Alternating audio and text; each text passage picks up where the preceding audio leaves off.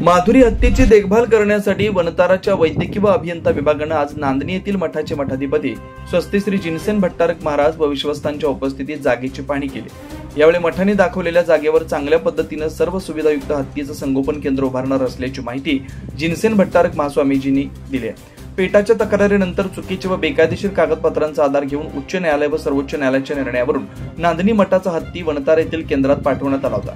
यानंतर कोल्हापूर जिल्ह्यात माधुरी हत्ती परत करा या मागणीसाठी जनक्षोभ रस्त्यावर आल्यानंतर राज्य सरकारच्या बैठकीनंतर नांदणी मठाच्या जागेत वनताराच्या मार्गदर्शनाखाली हत्ती पुनर्वसन केंद्र सुरू करण्याचा निर्णय घेण्यात आला होता। या निर्णयानंतर आज वनतारा जामनगर येथील वैद्यकीय विभाग व इतर सुविधांसाठी बांधकाम विभागाचे तज्ज्ञ याप्रमाणे वनताराच्या 3 पदाधिकाऱ्यांनी जागेची पाहणी केली।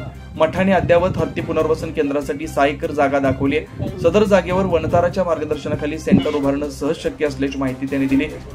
सदर ठिकाणी हायड्रोथेरपी तसेच वैद्यकीय सुविधा केंद्र उभारण्यात येणार आहे। नांदणी परिसरातील हवामान हत्तींना अत्यंत चांगलं असल्याची माहिती वनताराच्या वैद्यकीय अधिकाऱ्यांनी सांगितले।